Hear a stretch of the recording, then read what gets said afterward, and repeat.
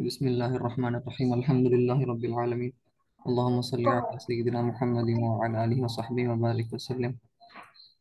اللهم فقهنا في الدين وعلمنا التأويل وألهمنا رشدنا بفضل فضلك يا أرحم الراحمين. الحمد للہ آج ہم 19ویں حدیث تقریباً آدھی کتاب مکمل کر لی الحمد للہ.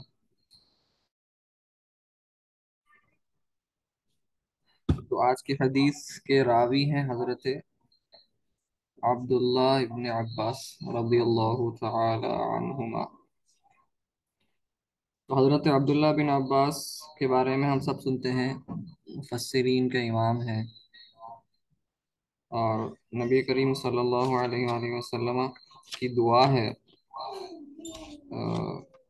آپ آپ کے لیے دعا فرمائے تھے سرکار صلی اللہ علیہ وآلہ وسلم، اللہم فقہہ فی الدین وعلمہ التأویل. اللہ تعالیٰ آپ کو دین کی فقہ یعنی ڈیپ انڈرسٹینڈنگ، گہری سمجھ عطا فرمائے، اور اللہ تعالیٰ آپ کو تعویل کرنا سکھائے، یعنی صحیح انٹرپریٹیشن کیا ہے وہ اللہ تعالیٰ عطا فرمائے. تو یہ دعا بھی ہم کرتے ہیں، کوشش کرتے ہیں. سرکار صلی اللہ علیہ وسلم یہ دعا حضرت عبداللہ بن عباس رضی اللہ عنہ کے لیے فرمائے تھے. اور آپ ہجرت سے 3 سال پہلے آپ کی ولادت ہوئی تھی شیب ابی طالب کے زمانے میں. وہ تو 3 سال بڑے مشکل جو گزرے تھے بنی ہاشم پہ. اور حضرت عمر رضی اللہ عنہ آپ کو بہت قریب رکھتے تھے اپنے مجالس میں، اور آپ کے علم سے ہر وقت جتنا کوشش کر سکے استفادہ کرنے کی کوشش کرتے تھے. تو آپ طائف میں مدفون ہیں، 71 ہجری میں آپ کا وصال ہوا. تو حدیث کو دیکھتے ہیں ہم انشاءاللہ. عن عبداللہ ابن عباس رضی اللہ عنہما. دیکھیے عنہما کیوں ہے یہاں پہ؟ کیونکہ حضرت عبداللہ اور حضرت عباس دونوں بھی صحابی ہیں. تو اس لحاظ سے دونوں کے لیے ہم رضی اللہ عنہ، عنہ ایک کے لیے ہوتا، عنہما دو کے لیے ہوتا. تو ہم دونوں کے لیے ہم اللہ تعالیٰ دونوں سے راضی رہے، یہ دعا ہم کر رہے ہیں. تو قال وہ فرمائے کنت خلف رسول اللہ صلی اللہ علیہ وآلہ وسلم یوما، میں نبی کریم صلی اللہ تعالی علیہ وسلم کے پیچھے تھا. ایک دن پیچھے تھا مطلب آپ نبی کریم صلی اللہ علیہ وسلم کے ساتھ سواری پر تھے. تو ساتھ سواری پر تھے.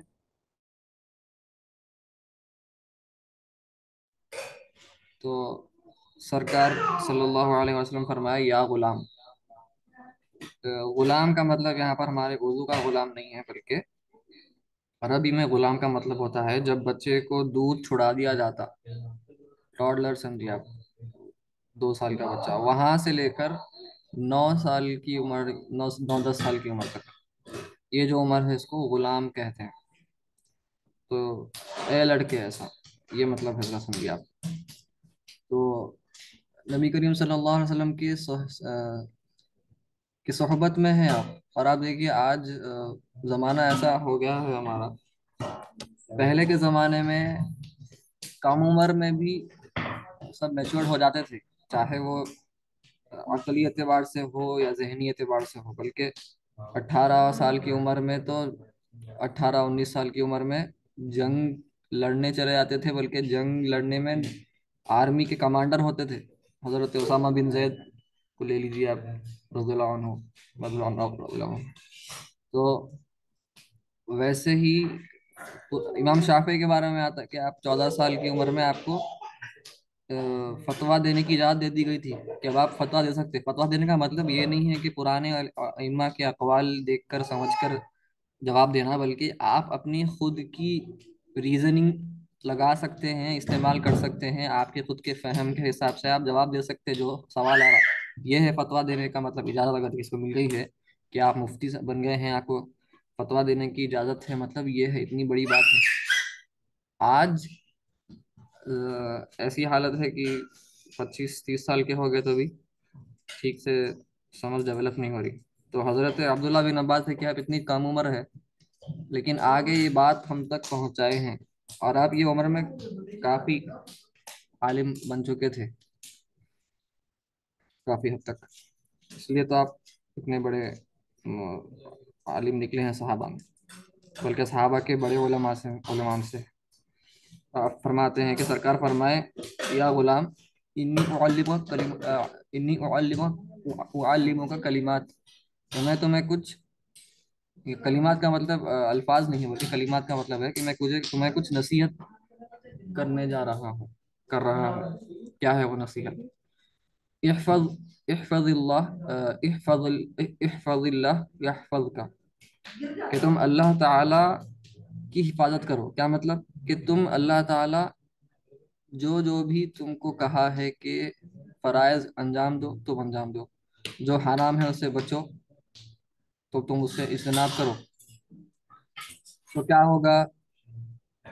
اللہ تمہاری حفاظت فرمائے گا. تم جہاں کہیں بھی ہو اللہ تعالیٰ تمہاری حفاظت فرمائے گا، کیونکہ تم اس کی شریعت کی حفاظت فرمائے، تم اس کی شریعت کی پابندی کرے تو اللہ تعالیٰ تمہاری حفاظت فرمائے گا. اور اس کی شریعت کی پابندی کرو، احفظ اللہ تجدہ تجاہک، اور تم اس کو اپنے ساتھ پاؤ گے. کوئی بھی مشکل ہو، کوئی بھی زندگی میں مصیبت آ جائے، اللہ تعالیٰ تمہارے ساتھ رہے گا. بس تمہارے کو کیا کرنا ہے؟ اس کی شریعت کی پابندی کرنا ہے. اذا سألت فاسأل اللہ، اور جب تم مانگو کوئی چیز، تم کو کوئی حاجت ہو تو تم صرف اللہ سے مانگو، کسی اور سے، مخلوق سے مانگنا نہیں ہے. وَإِذَا اسْتَعَنْتَ فَاسْتَعِنْ بِاللَّهِ، اور جب تم اعانت یعنی یہ بھی مدد کے معنی میں ہے کہ جب تم کسی سے مدد طلب کرو تو وہ بھی اللہ تعالیٰ سے ہی مدد طلب کرو اور کسی سے نہیں. تو یہاں پر اصل مطلب جو ہے وہ ہے کہ دنیاوی ہم کو اسباب تو اختیار کرنا پڑتا، لیکن یہاں مطلب یہ ہے کہ اللہ سے دعا کرنا اور پھر دنیاوی اسباب اختیار کرنا. یعنی آپ کی جو اعتماد ہے، آپ کا ریلائنس ہے، وہ اللہ تعالیٰ پر ہی ہونا چاہیے، آپ کا اعتماد. لیکن آپ کیونکہ دنیا میں ہم آئے ہیں، اللہ تعالیٰ دنیا کو اسباب کی دنیا بنایا ہے تو اسباب اختیار کرنا ہے. اس میں بظاہر ہے وہ اسباب، اصل کرنے والا تو اللہ تعالیٰ ہی ہے. ہم جب عقیدہ پڑھیں گے تو انشاءاللہ یہ باتیں کھول کھول کر سمجھائیں گے. فی الحال تو انشاءاللہ عقیدہ پڑھیں گے تو اس میں تصوف کی باتیں بھی کافی حد تک سمجھ میں آ جاتے، جو اب تک کسی کو سمجھ میں نہیں آ سکے، کیونکہ ہم عقیدہ نہیں پڑھے تھے کہ تصوف سمجھ میں نہیں آتی ہم کو. تو انشاءاللہ اس میں اور سمجھ میں آئے گا. لیکن اصل مقصد کیا ہے یہاں پر سرکار کا فرمانے کا صلی اللہ علیہ وآلہ وسلم کے، تم اللہ تعالیٰ سے دعا کرو، لوگوں میں مت بولو کہ مجھے ایسا ہو گیا ویسا ہوگا. جو بھی اختیار کرنا ہے تم کو دنیاوی اسباب، چاہے کہ کوئی ایک شخص سے جا کے ملنا ہے یا کوئی بھی چیز ہو، تم کو وہ کرنا ہے. لیکن سب کے سامنے روتے مت رہو کہ یہ ہو گیا وہ ہو گیا. اللہ تعالیٰ سے دعا کرو اور پھر جو کام کرنا ہے وہ کرو، اللہ تعالیٰ پہ توکل رکھ کے کرو. انشاءاللہ اللہ تعالیٰ تمہاری مدد فرمائے گا. تو جب تم مانگو تو اللہ سے مانگو، اور جب تم مدد طلب کرو تو اللہ سے مدد طلب کرو. وَاعْلَمْ، اور یہ بات جان لو، ان الامت لو اجتمعت على ان ينفعوك بشيء، اگر پوری امت، پورے لوگ مل گئے کہ تم کو کوئی چیز سے وہ نفع پہنچانا چاہ رہے ہیں، کوئی تمہارا نفع کے لیے سب لوگ ایک جٹ ہو گئے، جمع ہو گئے، لم ينفعك الا بشيء قد كتبه الله لك، وہ تمہارا کوئی فائدہ نہیں کر سکتے، تمہارا کوئی نفع نہیں کر سکتے سوائے اس کے جو اللہ تعالیٰ تمہارے واسطے لکھ چکا ہے. مطلب سب چیز اللہ تعالیٰ کے ہاتھ میں ہے. لوگ کوئی کتنا بھی ہاتھا پیرا مار لو، کچھ بھی نہیں ہو سکتا سوائے یہ کہ اللہ تعالیٰ اس کو لکھ چکا ہے تمہارے لیے. اللہ تعالیٰ کے اوپر ہے وہ، اللہ تعالیٰ قادر ہے، اللہ تعالیٰ دینا چاہا تو دیتا. لوگ کچھ بھی ہاتھا پیرا مار لو، کچھ بھی نہیں ہو سکتا اگر اللہ تعالیٰ نہیں چاہا تو. وَإِنِ اجْتَمَعُوا عَلَىٰ أَن يَضُرُّوكَ بِشَيْءٍ، اگر وہ پوری امت، پورے لوگ اگر تمہارے خلاف ٹھہر گئے اور تم کو تکلیف پہنچانے کی سازش کرے، پہنچانے پر آ گئے، ارادہ کر لیے، لم يضروك الا بشيء قد كتب الله عليك، تو پھر وہ تمہارا ایک ذرہ برابر نقصان نہیں پہنچا سکتے سوائے اس کے کہ جو اللہ تعالیٰ نے تمہارے خلاف لکھ دیا ہے. یعنی وہ بھی اللہ تعالیٰ کے ہی ہاتھ میں ہے. کوئی بھی آپ کو تکلیف پہنچ رہی ہے یا کوئی آپ کا نفع ہو رہا ہے، دونوں اللہ تعالیٰ کی طرف سے ہو رہے ہیں. بظاہر دکھتا ہے کہ مخلوق سے کچھ ہو گیا ہے ہم کو، اصل اللہ تعالیٰ ہی کی طرف سے ہے۔ یہ جو معانی ہے، یہ جو میننگز ہیں، ہم یہ بظاہر پڑھ رہے ہیں، لیکن جب ہم یہ معنی کو کہ ہر چیز اللہ تعالیٰ کرنے والا ہے، ہر چیز اللہ تعالیٰ کرنے والا ہے، کوئی دنیا میں کوئی کچھ بھی نہیں کر رہا سوائے اللہ کے، یہ جو معنی ہے ذہن نشین کر لیے ہم اگر، تو اولیاء اللہ کا کچھ ہم کو مرتبہ سمجھ میں آتا کہ وہ، ہم بظاہر ابھی سمجھ رہے ہیں، ہم علم حاصل کر لیا اور ہم کو سمجھ میں آ گیا اچھا ٹھیک ہے یہ ایسا ہے، لیکن اولیاء اللہ ایکچولی اس کو ایکسپیرینس کرتے ہیں کہ جو ہو رہا میرے ساتھ صرف اللہ تعالیٰ کر رہا، تو ٹینشن لینے کی بات ہی نہیں ہے میرے کو دنیا میں، زندگی میں جو بھی ہو رہا میرے ساتھ یہ کوئی اسباب سے ہو رہا ہی نہیں، اسباب کے اندر دنیاوی کوئی اپنی خود کی انہرنٹ، جو انگلش میں بولتے ہیں ہم، اپنی ذاتی کوئی تاثیر نہیں ہے، انہرنٹ کوئی چیز کے اندر پراپرٹی نہیں ہے کہ وہ ہم کو نفع پہنچائے یا نقصان پہنچائے، سب اللہ تعالیٰ ہی فرمانے والا ہے۔ آگ نہیں جلاتی انسان کو یا کوئی بھی چیز کو، بظاہر دکھتا ہے ایسا کہ آگ جلا رہی، لیکن نہیں جلاتی وہ، اصل تو اللہ تعالیٰ جلاتا ہے، وہ بظاہر دکھتا ہے ایسا کہ آگ ہے، تو ہم کیا کرتے، کوریلیشن ہوتا بلکہ ہم کازیشن سمجھ جاتے، جبکہ ویسا نہیں ہے، کوریلیشن ہے صرف، وہ کازیشن نہیں ہے، وہ آگ سے کاز نہیں ہے جلنے کا آگ، بلکہ اللہ تعالیٰ ہے۔ اس لیے ابراہیم علیہ السلام کو جب آگ میں پھینکا گیا تھا تو آپ نہیں جلے، کیونکہ آگ میں کچھ ہے ہی، طاقت جلنے کی طاقت ہے ہی نہیں، صرف اللہ تعالیٰ ہی کرنے والا ہے، ہر چیز وہی کرنے والا ہے۔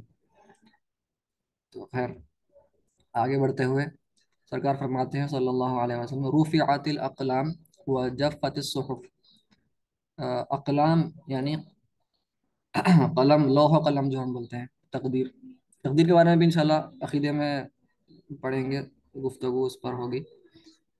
تو اب قلم اٹھا دیے گئے ہیں، تمام قلم جو تقدیر کے اقلام ہیں، اور جو صحف یعنی جو لوح سمجھیے، جس پر لکھا جاتا ہے، صحیفے کی جمع صحف، وہ بھی پورے سوکھ چکے ہیں، کچھ بھی اب سے جو لکھنا تھا سب لکھ دیا گیا، یعنی اللہ تعالیٰ جو ارادہ فرمانا تھا وہ ارادہ فرما چکا ہے، وہی ہو کر رہے گا۔ تقدیر کیا ہے؟ اللہ تعالیٰ کا ارادہ ہے، اصل ارادہ جو اللہ تعالیٰ فرما چکا وہ فرما چکا۔ اب تقدیر جو بدلتی نہیں بدلتی وہ انشاءاللہ عقیدے میں ہم جب پڑھیں گے تو اس میں ڈیٹیل تفصیلات کے ساتھ پڑھیں گے۔ تو اللہ تعالیٰ کا علم میں، اللہ تعالیٰ کے ارادے میں کوئی چینج نہیں آ سکتا، یہ بات ہم کو یاد رکھنا ہے، عقیدے کا مین پوائنٹ ہے، اللہ تعالیٰ کا علم نہ بدلتا، نہ اللہ تعالیٰ کا ارادہ، کیونکہ اگر علم بدلا مطلب ہم بولیں گے اللہ تعالیٰ کو کچھ پہلے پتا تھا پھر بعد میں اس میں اضافہ ہوا، ایسا نہیں ہو سکتا۔ ویسے ہی اللہ تعالیٰ ارادہ کچھ فرما دیا تو پھر کچھ اور ارادہ فرما دیا، ایسا بھی نہیں ہو سکتا، کیونکہ پھر اللہ تعالیٰ کو تغیر نہیں ہو سکتا، وہ انشاءاللہ عقیدہ میں ہم تفصیل پڑھیں گے کہ تغیر کیوں نہیں ہو سکتا۔ تغیر کیونکہ مخلوق کی صفت ہے اور وہ ایک عیب ہے، کمال کی صفت نہیں ہے۔ رواہ الترمذی، امام ترمذی اس کو روایت کرتے ہیں، وقال حدیث حسن صحیح، ہم پھر سے دیکھیے آپ، اس لیے ہم شروع میں پڑھے تھے الگ الگ اصطلاحات حدیث کے سمجھنے کے لیے، امام ترمذی جب بولتے ہیں حسن صحیح اس کا مطلب کیا ہے، آپ حضرات جا کے دیکھ سکتے ہیں شروع کے ویڈیوز میں، امام ترمذی کی اصطلاح ہے یہ، اور یہ کیوں فرماتے ہیں وہ جا کے دیکھ سکتے ہیں۔ وفی روایت غیر ترمذی، اور امام ترمذی کے علاوہ ایک اور روایت ہے، خیر کئی روایات ہیں لیکن اب امام نووی کچھ روایت یہاں پر بتا دے رہے ہیں جو الفاظ کا تھوڑا سا فرق ہے۔ تو امام ترمذی کے علاوہ دوسرے محدثین کے پاس روایت ہے، کچھ محدثین کے پاس، احفظ اللہ تجد امامک، کہ اللہ تعالیٰ کی شریعت کی پابندی کرو، اس کا حفاظت کرو شریعت کی، تم اللہ تعالیٰ کو تمہارے ساتھ، تمہارے سامنے پائیں گے، تمہارے ساتھ پائیں گے، تمہاری مدد کے لیے ہر وقت تمہارے ساتھ ہے اللہ تعالیٰ۔ تعرف الی اللہ فی الرخاء یعرف کا فی الشدہ، یعرف کا ہونا شاید یہاں پہ، تعرف الی اللہ فی الرخاء یعرف کا الی الشدہ، تو اللہ تعالیٰ کو تم سکون میں جب ہو، تم عیش و عشرت میں ہو، بغیر امن و سلامتی میں ہو، کوئی مشکل نہیں ہے، کوئی تکلیف نہیں ہے، تو اللہ تعالیٰ تم کو کب یاد کرے گا؟ جب تم تکلیف میں ہو، تم مصیبت میں ہو، تو جب ہم آسانی میں ہیں، سکون میں ہیں، تو اللہ تعالیٰ کو بھولنا نہیں بلکہ اور زیادہ یاد کرنا ہے اللہ تعالیٰ، کیونکہ اللہ تعالیٰ ہم کو عطا فرمایا، تو اللہ تعالیٰ ہم کو پھر یاد فرمائے گا جب ہم مصیبت یا تکلیف میں ہیں، غیب سے دروازے کھولے گا راحت و آسانی کے۔ وعلم ان ما اخطاک लम यकुन लियुसीबक। और एक बात जहन नशीन कर लो, सरकार फरमाना सल्लल्लाहु अलैहि वसल्लम कि जो चीज़ तुमको नहीं मिलने वाली थी वो तुमको कभी नहीं मिल सकती थी। वमा असाबक लम यकुन लियुख्तियक। और जो चीज़ तुमको मिलकर रहने वाली थी तो वो चीज़ तुमको मिलकर ही रहने वाली थी, कभी तुम्हारे से चूकने वाली नहीं थी वो। अब ये देखिए, असाबा और अख्ता का मतलब मैं अरबी में बता बता देता हूँ ताकि समझ में आए, थोड़ा मज़ा आए अरबी का। असाबा यहाँ पे दो है, देखिए आप, अख्ता है एक और एक है असाबा। ये ये युसीबु जो है ये असाबा का प्रेजेंट टेंस है, और युख्तिउ जो है ये अख्ता का प्रेजेंट टेंस है। ये अख्ता पास्ट टेंस है, असाबा पास्ट टेंस है माजी, युसीबु प्रेजेंट टेंस और युख्तिउ भी प्रेजेंट टेंस। तो नॉर्मली अख्ता जो है यहाँ पे निकालिए, I know that what has passed you and you have felt was not going to befall you, ऐसा ठीक है, ऐसा दिया है। तो असाबा यानी जब आप कोई टारगेट को हिट करने के लिए अ, निशाना लेके मारते ना, तो ये माना में आता असाबा युसीबु के इसाबतन, के एक आप गन से या तीर से निशाना लेके जो आपकी टारगेट है जो भी है, जानवर को मार रहे हैं या आप सिर्फ तीर अंदाजी कर रहे हैं, तो जो आप ये निशाना लेके टाक के मारते ना, तो आप जब सही मारते, जो जहां पर आप चाह रहे थे वहां पर मारते आप, तो आप असाबा बोलते। जब असाबा उन्हें सही जगह टाक के ही हिट द टारगेट, ये मतलब है। और जब अख्ता है ना, अख्ता का मतलब उसका उल्टा है कि ही मिस्ड द टारगेट। जहां पर आप एम करके मार रहे थे, निशाना लगा के मार रहे थे, आप वहां नहीं मार सके, आप चूक गए। तो अख्ता मतलब चूक गया, असाबा मतलब सही निशाना पड़ा। तो जो कोई भी चीज आपको चूकने वाली थी, यानी वो चीज आपको आकर लगने की कोशिश कर रही थी लेकिन वो चूक गई, माँ अख्ता का जो आपको चूकी, तो वो कभी भी आपको निशाना वो लगने वाला था ही नहीं एक्चुअली, आपको कभी मिलने वाली थी ही नहीं वो चीज़, क्योंकि अल्लाह ताला की है सब मर्जी। और जो चीज़ वमा असाबा का, और चीज जो चीज़ आपको मिली यानी आपको आकर लगी, लिटरली अगर आप देखें इसका तर्जमा, जो चीज़ भी आपको आकर लग जाए, यानी वो चीज़ आके आपको टारगेट बनाई थी वो चीज़ आपको, और आपको लग गई वो चीज़, यानी आपको हासिल हो गई वो चीज़, तो लम यकुन लियुख्तियक, तो वो कभी वो टारगेट मिस होने वाला था ही नहीं, आपको मिलने वाली ही थी वो चीज़ कैसा भी।